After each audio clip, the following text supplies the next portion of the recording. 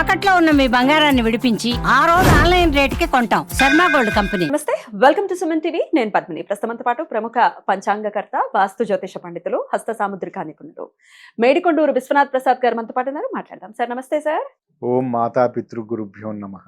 Sir, ఎవరి జన్మ జాతకంలోనైనా ఈ 9 గ్రహాలు కూడా వాటి రోల్ ని ఖచ్చితంగా ప్లే చేస్తాయి. మీరు కన్సిడర్ చేసేది 11 కాబట్టి అన్ని గ్రహాలు కూడా వాటి రోల్ ని ఖచ్చితంగా చూపిస్తూ ఉంటాయి.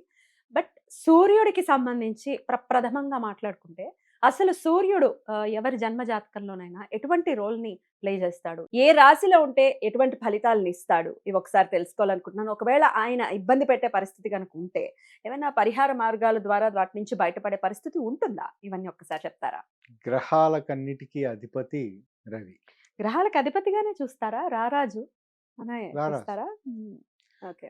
సూర్యుని కేంద్రంగా మిగతా గ్రహాలన్నీ సూర్యునికి ఉన్న ఒక ప్రత్యేకమైన అయస్కాంత శక్తితోటో మిగతా వేరే ఆకర్షణతోటో మిగతా గ్రహాలన్నీ సూర్యుని చుట్టూ తిరుగుతూ ఉంటాయి. దాన్ని సౌర కుటుంబం అని మన సైన్స్ పుస్తకాల్లో కూడా చదువుతూ ఉంటాం. అంటే సూర్యుడు ప్రధాన కేంద్రకంగా ఉండటం, మిగతా గ్రహాలన్నీ ఆయన ఆకర్షణకు వేరే అయస్కాంత తత్వానికో లోబడి ఆయన చుట్టూతా ఒక ప్రత్యేకమైన పద్ధతిలో పరిభ్రమిస్తూ ఉండటం అనేది జరుగుతూ ఉంటుంది. మరి ఇంత అంటే ప్రామినెంట్ రోల్ ఆయనకు ఉన్నప్పుడు ఈ సౌర కుటుంబంలో ఆయనను బేస్ చేసుకుని అన్ని ఉన్నప్పుడు ఆయనను పాపగ్రహంగా కన్సిడర్ చేయడం ఏమిటి? ఇందులో ఉగ్రతత్వాన్ని సూర్యకాంతి మనం చూస్తూ ఉంటాం. సూర్యోదయ సమయంలో లేత భాను కిరణాలు చక్కగా ఆహ్లాదకరంగా ఉంటాయి, సాయం సంధ్య వేళలో ఉంటాయి. కానీ క్రమంగా పెరుగుతూ ఉన్నప్పుడు, సూర్యుడు పెరుగుతూ ఉన్నప్పుడు తీక్షణత పెరుగుతూ ఉంటుంది. ఆ తీక్షణతని మనం తట్టుకోలేము. విపరీతమైన ఎండ వస్తూ ఉంటుంది. ఆ ఎండలో నిలబడి కొంతసేపు ఉండలేం. లేదా ఎండ తాపానికి మనకి చెమటలు పడుతూ ఉంటాం, గాలి సరిగ్గా ఆడపోవటం ఇటువంటిది ఉంటుంది. అప్పుడు సూర్యుడిని పాజిటివ్గా చూడాలా, నెగిటివ్గా చూడాలి? తీవ్రమైన ఉష్ణతత్వం కలిగిన వాడు కాబట్టి మనకు మంచి చేస్తున్నప్పటికీ ఆ సూర్యకిరణాల వలనే మన శరీరంలో జీవక్రియలు అన్నీ జరుగుతూ ఉంటాయి. ఆరోగ్యాలు, కాంతి లేకపోతే అనారోగ్యాలు, ఇవన్నీ సూర్యకారణం వల్లనే జరుగుతూ ఉంటాయి. కానీ అంత మంచి చేస్తున్నప్పటికీ సూర్యుడిని మనం కళ్ళతోటి చూడలేము. ఫండమెంటల్గా లేత భాను కిరణాలని మాత్రం మనం చూడగలుగుతాం, కానీ కొంచెం తీక్షణత పెరిగిన తర్వాత మన కళ్ళతోటి చూసే అవకాశం లేదు. కాబట్టి ఆయన మనకు మంచి చేస్తున్నప్పటికీ ఆయన ఉగ్రతత్వం కలిగిన వ్యక్తి, అందుకని పాపగ్రహం. ఉదాహరణకి ఇంట్లో కఠినంగా ఉండే కుటుంబ యజమాని, తండ్రి లాంటి వాడు సంపాదించి మనకు పెడుతూ ఉంటాడు, పిల్లల్ని చక్కగా చూస్తూ ఉంటాడు, క్రమశిక్షణలో అందరినీ చక్కగా ఉంచాలనుకుంటూ ఉంటాడు. తండ్రి స్థాయిలో ఉండే వ్యక్తి యజమాని. కానీ తన తీక్షణత, నువ్వు ఈ సమయంలో ఇలానే ఉండు, ఇన్ని గంటలకే నిద్ర లేవాలి, ఇన్ని గంటలకు చదువుకోవాలి, కాబట్టి ఇటువంటి అన్ని ఒక క్రమశిక్షణా పద్ధతిని పాటిస్తూ ఉంటాడు కుటుంబ యజమాని. అటువంటి తత్వం రవి. ప్రాథమికంగా మనకు మంచి చేసేవాడు, కానీ తీక్షణత పెరుగుతున్న కొద్దీ అది మనం తట్టుకోలేని స్థాయి కాబట్టి అది ఉగ్రతత్వం. ఉగ్రతత్వం కాబట్టి పాపగ్రహంగా భావిస్తాడు. నిజానికి పాపగ్రహం అయితే కాదు, ఉగ్రతత్వంతో మనం తట్టుకోలేము కాబట్టి మనం పాపగ్రహంగా పరిగణలోకి తీసుకుంటాం. ఇందులో రవికి సంబంధించింది మన హిందూ పద్ధతుల్లో మనకు 5 రకాల పద్ధతులు, పూజా విధానాలు ఉన్నాయి. పంచాయతీ. ఈ పూజా విధానాలలో మన కంటికి కనిపించే ప్రత్యక్ష భగవానుడు సూర్యుడు. రెండవది 15 రోజులకు ఒకసారి కనిపించే చంద్రుడు. సూర్యకాంతిని తీసుకుని చంద్రుడు మనకి చల్లటి వెలుతురుని ఇస్తూ ఉంటాడు అనేది మనకి ప్రధానంగా మనకు తెలిసిన విషయం. కంటికి కనిపించే ఈ రెండు గ్రహాలు ఇవి మనకి ప్రత్యక్షంగా దైవ స్వరూపాలు. అందుచేత సూర్య భగవానుని పూజించటం, సూర్య భగవానునికి సంబంధించి ఆరాధన చేయటం, ఏదైనా మనకు సంబంధించి ముందు వివరించినట్లుగా గణపతికి సంబంధించిన రకరకాల తత్వాలలో ప్రతి విషయానికి గణపతికి ఆపాదించి ఒక రూపాన్ని ఎలా అనుకుంటూ ఉంటామో, ఈ సూర్యుని ఆరాధించే సౌరంలో కూడా పద్ధతిలో కూడా ఇది మతానికి సంబంధించింది. హిందూ మతంలో ఉన్న దానికి సంబంధించి ప్రతి విషయానికి, ఆరోగ్యానికి, తండ్రికి సంబంధించి, పిల్లలకు సంబంధించి, పూర్వజన్మ సుకృతాలకు సంబంధించి, భవిష్యత్తుకు సంబంధించి, వీటన్నిటికీ ఒక్కొక్క పద్ధతిలో ఒక్కొక్క రూపంలో సూర్యుడిని ధ్యానిస్తూ ఉండటం అది హిందూ మత సాంప్రదాయంలో ఒక పార్ట్. హ్మ్. జ్యోతిష శాస్త్రానికి సంబంధించి ఇందాక ముందు వివరించినది ఖగోళ శాస్త్రం. ఖగోళ శాస్త్రంలో ఇది అందరికీ తెలిసిన విషయమే. సూర్యుని కేంద్రకంగా మిగతా గ్రహాలన్నీ తిరుగుతూ ఉంటాయి. సూర్యుడికి ఉన్న ప్రత్యేకమైన ఆకర్షణ శక్తి అక్కడ ఉంటుంది. Right. ఈ ప్రత్యేకమైన ఆకర్షణ శక్తిని, సూర్యుడికి ఉండే ఆకర్షణ శక్తిని సవితా శక్తి అని Oh. భావిస్తారు హిందూ పురాణకారులు. ఈ సవితా శక్తి వలన, ఈ ప్రత్యేకమైన ఆకర్షణ శక్తి తోటి ఉండటం వలన నిర్దిష్ట కక్షలో భూమి గాని మిగతా గ్రహాలు గాని పరిభ్రమిస్తూ ఉంటాయి. అందుకని సవితా శక్తిని పూజించడం అనేది గాయత్రి మంత్రంలోనే ఒక ప్రధానమైన ఉద్దేశ్యం. ఖచ్చితంగా. గాయత్రి మంత్రంలో మనకి అంతర్గతంగా ఉండే దేవత సవితాశక్తి, అంటే సూర్యకిరణాలను చూస్తూ ఉండటం. ఇక జ్యోతిష్య శాస్త్ర పరంగా చూసుకున్నప్పుడు రవి కారకత్వాలని పితృ, పుత్ర, తను, అధికార కారకత్వాలు. ఇక్కడ వెస్ట్రన్ అస్ట్రాలజీలో కానీ, ఇండియన్ అస్ట్రాలజీలో కానీ, తాజిక పద్ధతిలో కానీ, ఏ అస్ట్రాలజీలో అయినా రవిగ్రహానికి చాలా పరిపూర్ణమైన ఇంపార్టెన్స్ ఉంది. అంటే కొన్ని వెస్ట్రన్ అస్ట్రాలజీలో కొన్ని గ్రహాలకు ఇంపార్టెన్స్ లేకపోవటం, ఆ తత్వాలకు లేకపోవటం అని ఉంటుంది. అని కామన్గా ఉన్న ఫ్యాక్టర్ ఏమిటంటే రవికి సంబంధించి ప్రతి ఎస్ట్రలాజికల్ సిస్టంలోనూ పితృ, పుత్ర, తను, అధికార కారకత్వాలకి ప్రాధాన్యత ఇస్తూ ఉంటాడు, అంటే సూచిస్తూ ఉంటాడు. మన శరీరం, తను అంటే మన శరీరం ఆరోగ్యకరంగా ఉండటానికి సూర్యకిరణాలు ప్రభావితం, అంటే సూర్యకిరణాలని మనం తీసుకొని, మన చర్మం తీసుకొని దాన్ని ఒక రసాయన చర్య చేసి శరీరంలో రకరకాల హార్మోన్లు ఉత్పత్తి కావటానికి, వీటన్నిటికీ మనకి అర్థమయ్యే విషయం సూర్యకిరణాలు, సూర్యుడు. అందుచేత తనూభావం.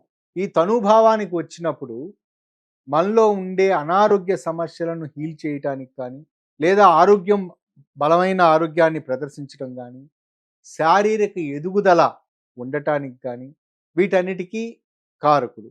ఎప్పుడైనా మన జాతక చక్ర విశ్లేషణలో రవిగ్రహానికి సంబంధించిన ప్రతికూలతలు ఉన్నాయి అని అనుకున్నప్పుడు, ఆ ప్రతికూలతలు ఏమిటి? రవి సహజ సిద్ధంగా శరీరంలో ప్రధానమైన అవయవం, ముఖ్యమైన అవయవం అది గుండె. కాబట్టి గుండె ఆగటం అంటేనే, ఆగిపోవటం అంటేనే మరణంగా భావిస్తాం కదా. అందుచేత గుండెకి సంబంధించిన కారకత్వానికి కారకుడు రవి. రెండవది నేను అనే ఒక ప్రత్యేకమైన ప్రజ్ఞ, అటువంటి నేను, నాది అనేది తెలుసుకోవటం, అటువంటి పద్ధతి, ఆ తత్వానికి, అహం అనే తత్వానికి కారకుడు రవి. ఇందులో మనం భగవద్గీత కానీ, లేదా అష్టావక్ర గీత కానీ, ఇటువంటి వాటిల్లో చూస్తున్నప్పుడు ప్రధానంగా కనిపించేది అసలు ఆధ్యాత్మికత అంటే ఏమిటి, వీటన్నిటి గురించి వివరణ ఇస్తూ నీ గురించి నువ్వెవరో తెలుసుకోవటం అనేది ప్రధానంగా అష్టావక్ర గీతలోనూ వివరించిన విషయం. నువ్వెవరో తెలుసుకుంటే నీకు మోక్షం లభిస్తుంది అనేది. మనం అద్దంలో చూసుకుంటూ మనకు కనిపించే ముఖం, మనకు కనిపించే మన ఆకారం అది నేను కాదు. నేను అంటే ఏమిటి? నా ఆత్మ ఏమిటి? ఎందుకోసం ఉన్నది? ఏ పని చేయటం కొరకు దేవుడు ఉద్దేశించబడ్డాడు? నా కర్తవ్యం ఏమిటి? కాబట్టి వీటన్నిటినీ తెలుసుకునే పద్ధతిని వివరించింది అష్టావక్ర గీత. ఇందులో ఈ ఆత్మ అనే భావాన్ని, అహం అనే భావాన్ని, ఇటువంటి తత్వాన్ని సూచించే గ్రహం రవి.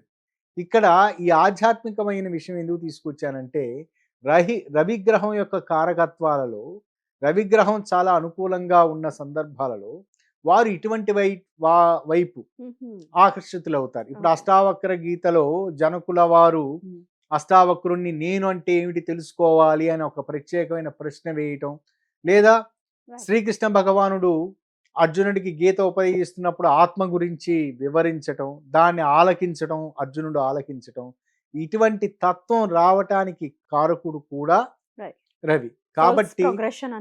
కాబట్టి ఆధ్యాత్మిక పరిపక్వత రావటానికి మనం నిత్యం చేసే పూజలు ఇవన్నీ ఆధ్యాత్మికతలో ఒక మెట్టు ఎదగటానికి. కానీ పరాకాష్ఠ ఏమిటి? నేను అంటే ఏమిటో తెలుసుకోవటం, ఆత్మ అనేది తెలుసుకోవటం. కాబట్టి రవి యొక్క కారకత్వాలలో అతను ఆత్మకారకుడైన కారణం చేత మన రోజువారీ విషయాలలో, మన దైనందిన జీవితంలో ఆధ్యాత్మిక పరిపక్వత రావటానికి కారకుడు కూడా రవి. దాని తర్వాత ఆరోగ్యానికి సంబంధించి పితృకారకత్వాలు, పితృకారకత్వాలంటే మన తండ్రి, మన పూర్వజన్మ. పూర్వజన్మను కూడా అనాలిసిస్ చేయొచ్చా సార్?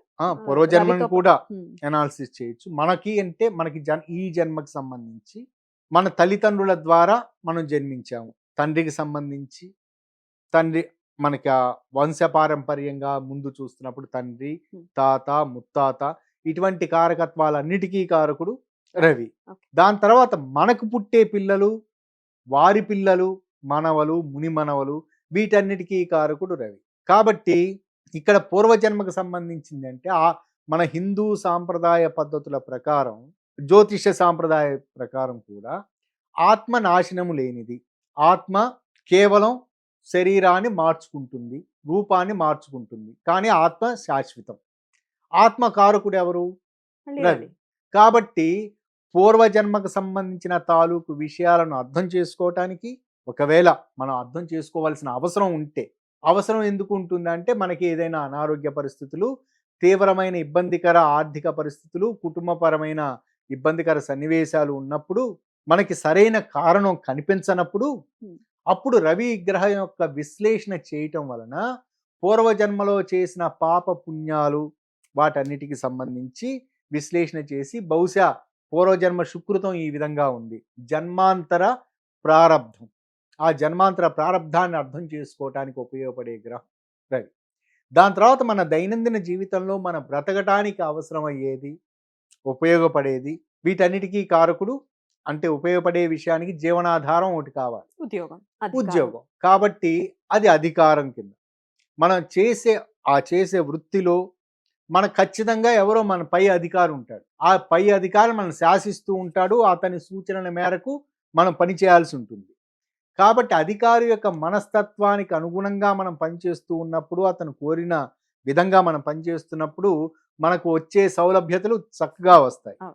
కానీ అతనికి వ్యతిరేకంగా పనిచేస్తూ ఉన్నప్పుడు మనకి వచ్చే ఇబ్బందులు కూడా ఉంటాయి. కాబట్టి ఇందులో అధికార తత్వానికి మనకంటే ఎక్కువగా మన పై యజమాని కావచ్చు, పై ఉద్యోగి కావచ్చు, ఈ వారిని సూచించే గ్రహం రవి. మరి ఆఫీస్ లో ఇబ్బందులు ఉన్నాయంటే కూడా రవి రిలేటెడ్ మీరు చేయిస్తూ ఉంటారా?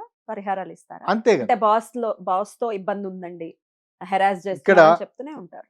బాస్ అనే కారకత్వానికి కారకుడు రవి. రవి. మన తప్పు లేకుండా కేవలం అతని ఉన్న జలసీ కారణమో లేకపోతే అతనికి ఉన్న అహంకారం కారణం చేతనో మనల్ని ఇబ్బంది పెడుతున్నాడు అనుకుందాం. మన పై అధికారి కానీ యజమాని కానీ కావాలని ఇబ్బంది పెడుతున్నారు అనుకుందాం. అటువంటి సందర్భాలలో అది రవికి సంబంధించిన కారకత్వమే కాబట్టి రెమెడీస్ ఇస్తారు. ఏదైనా రెమెడీ చేయటం. ప్రధానమైన రెమెడీ మామూలుగా ఉపయోగపడేది రామాయణంలో వివరించబడిన ఆదిత్య హృదయం. ఇది ఆదిత్య హృదయం చదువుకోవటం వలన చక్కటి ఉపయోగం ఉంటుంది. అన్ని రకాలు ఇప్పుడు మీరు చెప్పిన అన్ని కూడా కవర్ అయిపోతాయి కదా. కవర్ అవుతాయి. రెండవది శ్రీ సూర్యపంజర స్తోత్రం అనే ఒక ప్రత్యేకమైనది ఉంది. అందులో ఆ స్తోత్రంలో ఒక్కొక్క శరీర భాగాలకు సంబంధించి ఒక్కొక్క తత్వాన్ని, రవికి సంబంధించిన ఒక తత్వాన్ని ఆహ్వానించి అనుభూతి పొందుతూ, ఈ తత్వానికి ఇక్కడ ఈ రవి ఉన్నాడు సూర్యకిరణాల మీద పడుతున్న సమయంలో, దాని తర్వాత అష్టదిక్కులను, దాని తర్వాత ఊర్ధ్వ అధో దిక్కులను వీటన్నిటినీ వ్యాపించి ఉన్నాడు అని ఒక్కొక్క మంత్రం ద్వారా దిగ్బంధనం చేసుకుని, అంటే ఎట్లా అంగన్యాసలాగా ఇంచుమించు మనం నిత్య పూజా విధానంలో ఉపయోగించే అంగన్యాస కరన్యాసాలాగానే ఇందులో కూడా కరన్యాసము అంటే మన బొటన వేలు, వీటన్నిటిని మన చూపుడు వేలు, ఇందులో అటువంటిది ఉండదు. అంగన్యాసం కేవలం అంగన్యాసాలు ఉంటాయి. కనిష్ఠగా కొన్ని సందర్భాలలో ఎలాబొరేటెడ్ సూర్యపంజర స్తోత్రం అంటే చాలా విస్తృతిపరిచిన సూర్యపంజర స్తోత్రంలో ఈ కరన్యాసం ఉన్నది. కానీ ఇప్పుడు సింప్లిఫైడ్ అంటే అది ఇంచుమించు 30 శ్లోకాలు ఉన్న సూర్యపంజర స్తోత్రం. మీరు కూడా విశేషంగా మీ పంచాంగాల్లో ప్రచురించడం అనేది చూశాను. ఏదైనా వీడియోలో మీరు దాన్ని ఒక్కసారి దాని గురించి ప్రత్యేకంగా చెప్తూ దాన్ని ఇది మొదట 1992, 93 ప్రాంతంలో తంజావూరు సరస్వతి మహల్ లైబ్రరీకి వెళ్ళినప్పుడు అక్కడ తాళపత్ర గ్రంథాలలో ఉన్నదాన్ని సేకరించడం జరిగింది. దాని తర్వాత నా మిత్రులు శ్రీధర్ గారని వారు ఎక్కడి నుంచో సేకరించి నాకు ఇచ్చారు. అది నా పంచాంగంలో ప్రచురిస్తున్నాను. అది చాలా చక్కగా ఉపయోగపడుతుంది. ఇంకొక వీడియోలో ఖచ్చితంగా చేసి వినిపిద్దాం. ఇక్కడ ఈ రవికి సంబంధించిన దాంట్లో ప్రధానమైన మనిషికి సంబంధించిన 4 రకాల పాయింట్స్ పితృ, పుత్ర, తను, అధికార కారకత్వాలు. రాశుల వైజ్ చెప్పండి ఇందులో ఉమ్. మేషరాశి సహజంగా రాసుల ప్రకారం చూసుకుంటున్నప్పుడు మేషరాశి ప్రారంభ రాశి, అది తనూభావాన్ని చూపిస్తుంది అనేది ప్రాథమికంగా జ్యోతిష్య శాస్త్రానికి సంబంధించి నేర్చుకునేటప్పుడు ఉండేది మొట్టమొదటి రాశి కాదు. ఇక్కడ రవి మేషరాశిలోకి ప్రవేశించిన దగ్గర నుంచి మనకు సంవత్సరం ప్రారంభం అవుతుంది. ఇక్కడైనా ఇండియన్ సిస్టంలో అయినా వెస్టర్న్ సిస్టంలో అయినా. అవునా? అంతే కదా, ఇండియన్ సిస్టమ్ జాన్ ఫస్ట్ తో ఏం సంబంధం లేదా? కాదు, వెస్టర్న్ సిస్టమ్ దాని ప్రకారం మనకి మార్చి 21వ తారీఖు సాయన పద్ధతిలో అప్పటి నుంచి వాళ్ళకి అక్కడ మొదలవుతుంది, మేషరాశి మొదలవుతుంది అని. జనవరి 1 అనేది అది క్రిస్టియన్ ఎరా, క్రిస్టియన్ సంబంధించిన ఎరా సంబంధించి క్రైస్తవులు పాటించేది మనం అందరం అడాప్ట్ చేసుకున్నాం. కానీ మార్చి 21 తారీఖుల్లో మేషరాశిలోకి రవి ప్రవేశించిన దగ్గర నుంచి సాయన సంవత్సరం ప్రారంభం అవుతుంది. మేషరాశిలో అది యాక్చువల్గా రాశికి అధిపతి కుజుడు, ఒక ఉగ్రతత్వపు లక్షణం ఉన్న గ్రహం. మేషరాశిలో రవి ప్లేస్ చేయబడి ఉన్నప్పుడు తన సహజ సిద్ధమైన తత్వాన్ని అతను, మేషరాశి మరోటి రవికి ఉచ్చరాశి, తనకున్న శక్తిని వీటన్నిటిని ప్రస్ఫుటంగా ఆ జాతకునికి అందివ్వాలి అని అనుకుంటాడు. అంటే తన సంబంధించిన ఉగ్రతత్వాన్ని, తను పరిపాలనా దక్షతను, అంటే వీటన్ని ఇన్ని గ్రహాలను ప్రభావితం చేస్తూ కంట్రోల్లో పెట్టుకునే ఉండే తత్వం కదా. కాబట్టి ఆ పరిపాలనా దక్షత అనుకోవాలి. ఆ పరిపాలనా దక్షతను వీటన్నిటినీ ఇవ్వాలని అనుకుంటాడు. కాబట్టి అక్కడ మిగతా గ్రహాలతోటి ఇలా ఆస్పెక్ట్, అంటే ఆ సూర్యకిరణాలను ఫిల్టర్ చేయటానికి మనం ఏం ఉపయోగిస్తాము, గొడుగు లాంటిది ఉపయోగిస్తాం. అంటే గొడుగు అడ్డంకిగా మనకి ఆచ్ఛాదనగా చూసుకుంటాం, రవికేమి ఇబ్బంది కాదు. అట్లాగే రవి యొక్క శుభకారకత్వాలు ఇవ్వటానికి మరొక గ్రహం ఏదైనా గొడుగులాగా అడ్డుపడితే, రవిని ప్రభావితం చేసి, రవిని నెగటివ్గా ప్రభావితం చేసి అడ్డుపడే గ్రహాలంటూ ఏవి ఉండవు, ఎక్సెప్ట్ రాహుకేతువులు తప్ప. గ్రహణం తప్ప వచ్చే విషయం తప్ప. కాబట్టి ఈ గొడుగులాగా మనకి అందవలసిన కిరణాలను అంటే అందవలసిన శుభకిరణాలు కానీ అశుభంగా వచ్చే కిరణాలను అడ్డుపడే వేరే గ్రహస్థితి ఏదన్నా ఉన్నట్లయితే అది ఫిల్టర్ అయి వస్తుంది, తగ్గుతాయి కొంచెం. ఇప్పుడు మనం గొడుగు పెట్టుకున్నప్పుడు తల మీద ఎండ పడదు, కానీ చుట్టుపక్కల ఆ వెలుతురు ఉంటుంది, ఆ వేడి మనకు తగులుతూ ఉంటుంది కదా. మిగతా గ్రహాల ప్రభావం ఏదైనా ఇలా ఆస్పెక్ట్ కానీ లేదా బెనిఫిక్ ఆస్పెక్ట్ కానీ ఉన్న సందర్భాలలో రవి తను ఇవ్వవలసిన, బహుశా మెలిఫిక్ ఆస్పెక్ట్ అనుకున్నాం, ఉన్నప్పుడు ఇవ్వవలసిన నెగటివ్ ను కొంచెం తగ్గించే అవకాశం, గొడుగులాగా తగ్గే అవకాశం ఉంటుంది. బెనిఫిక్ ఆస్పెక్ట్స్ కూడా అట్లాగే. కాబట్టి మేషరాశిలో రవి ఉన్న సందర్భాలలో తను పరిపూర్ణంగా ఇవ్వవలసిన అనుకూలమైన ఫలితాలను ఇవ్వాలి అనే సంకల్పం అక్కడ ఉంటుంది. వారు చాలా ఉన్నత స్థాయికి చేరుకుంటారు, వారి ఆరోగ్యపరంగా చాలా బాగుంటుంది. ఉదాహరణకి మిగతా గ్రహం ఏదైనా శనితోటి కానీ వేరే నెగిటివ్ ప్లానెట్ తో కానీ ఉన్న సందర్భాలలో వారికి సంబంధించి అనారోగ్య సమస్యలు వచ్చే అవకాశం ఉంటుంది. శనితోటి నెగిటివ్ ఆస్పెక్ట్ ఉన్న సందర్భాలలో, రవి శనుల మధ్య స్క్వేర్ ఆస్పెక్ట్ కానీ ఇటువంటిది మేషరాశిలో ఉన్న సందర్భాలలో వారికి ఈ కణ విభజనకు సంబంధించిన ఇబ్బందికర సమస్యలు ఎదురయ్యే అవకాశం ఉంటుంది.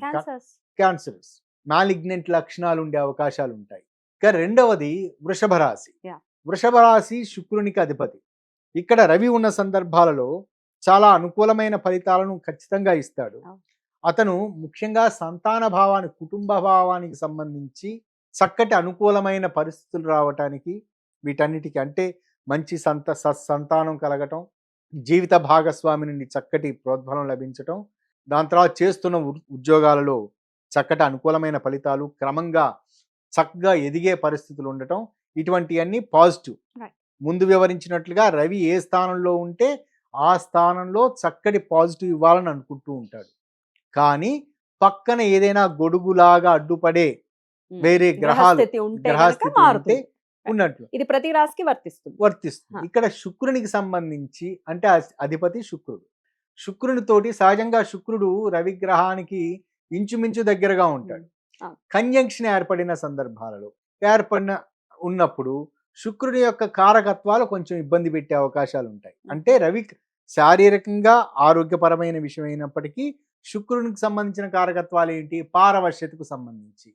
ఈ పారవశ్యతకు సంబంధించిన విషయాలలో వారు పరిపూర్ణమైన పారవశ్యతను పొందలేని పరిస్థితి ఉంటుంది. కావాలనుకుంటారు కానీ పొందలేరు. అంతేనా? కావాలనుకుంటారు, ఆస్వాదించాలనుకుంటారు. కానీ అదే ఆస్వాదించి చివరి అంతిమ క్షణంలో ఏదో కారణం చేత ఇబ్బందులను ఎదుర్కొంటారు. Right. కానీ సంతాన భావానికి సంబంధించి చక్కటి సత్సంతానం పుడుతుంది.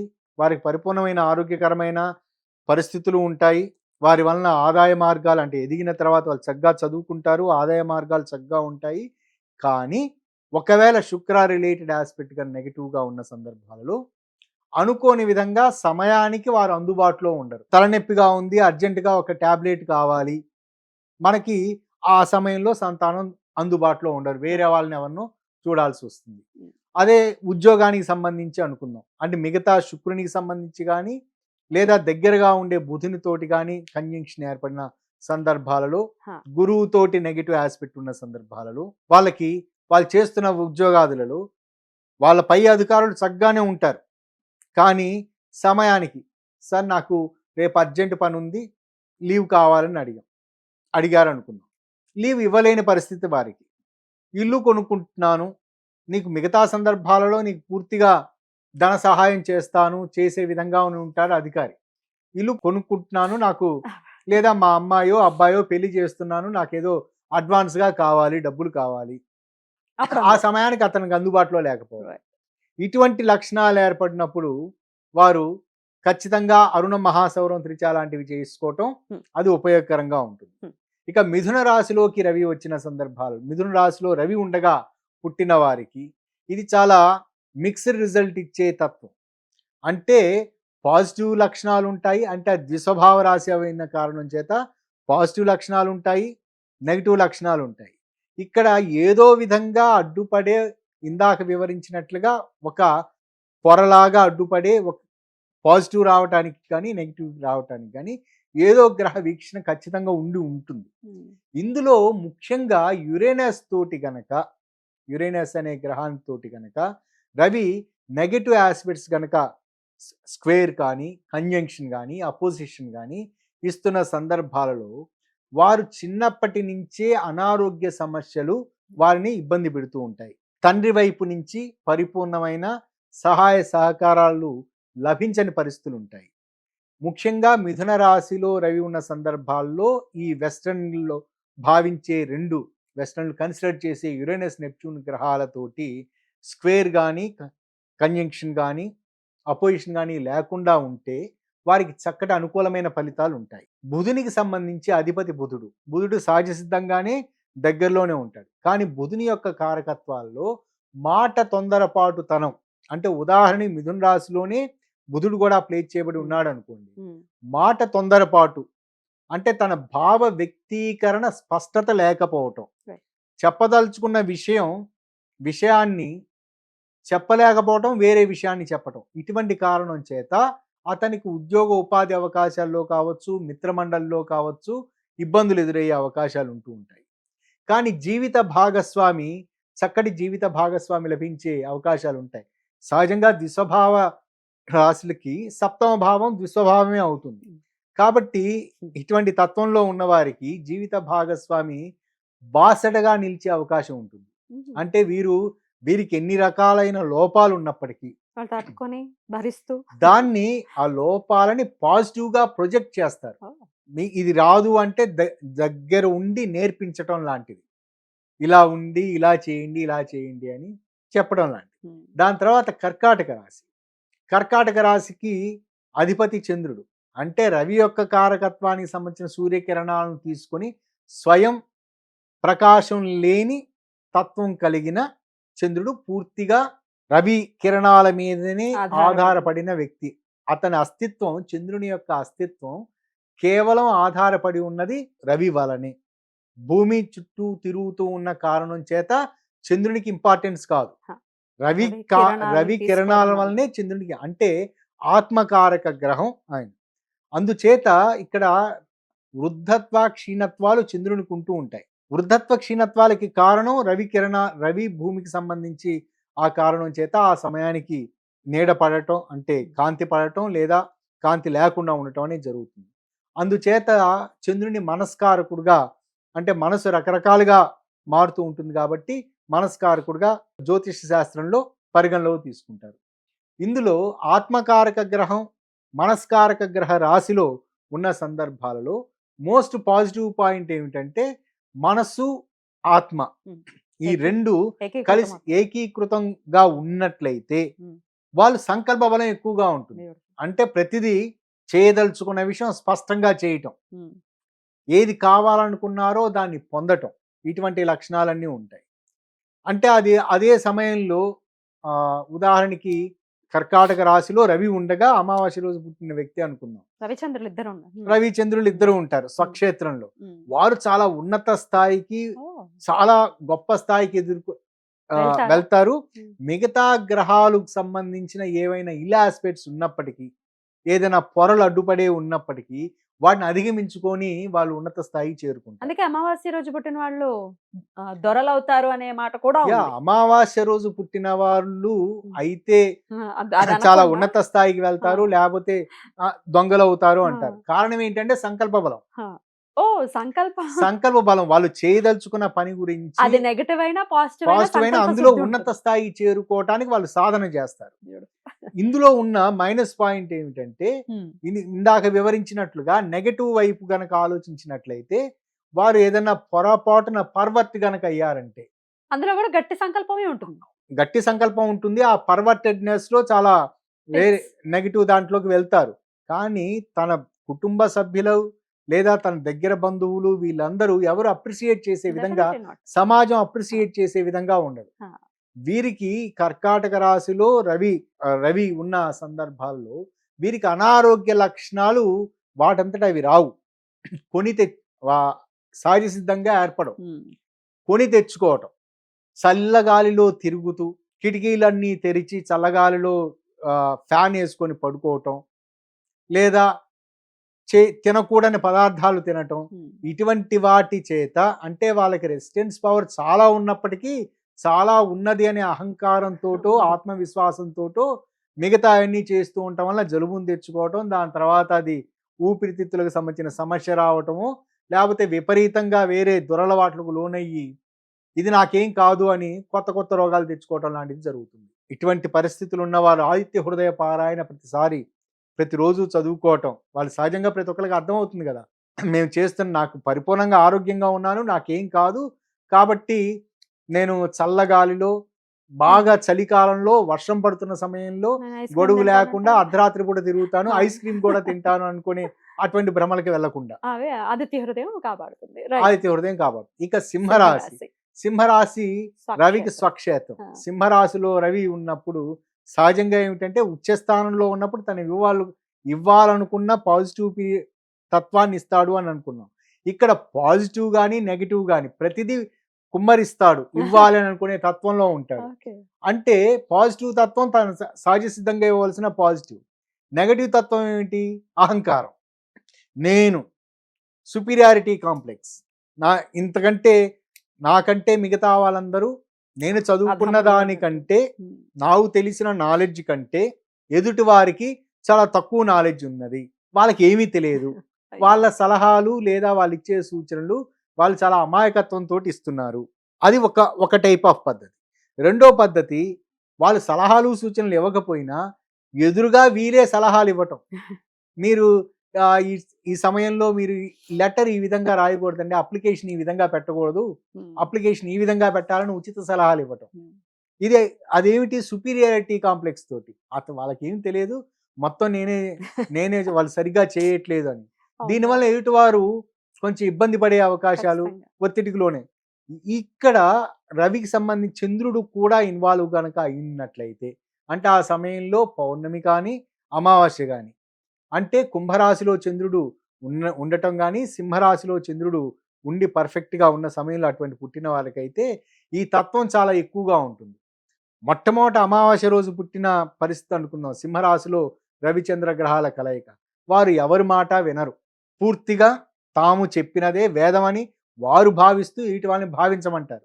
అదే పౌర్ణమి రోజు కుంభరాశిలో చంద్రుడు ఉండగా పుట్టిన వారు అనుకోండి, అపోజిషన్ ఉన్నప్పుడు ఏమిటి వారు అడిగినా అడగకపోయినా సలహాలు ఇస్తూనే ఉంటారు.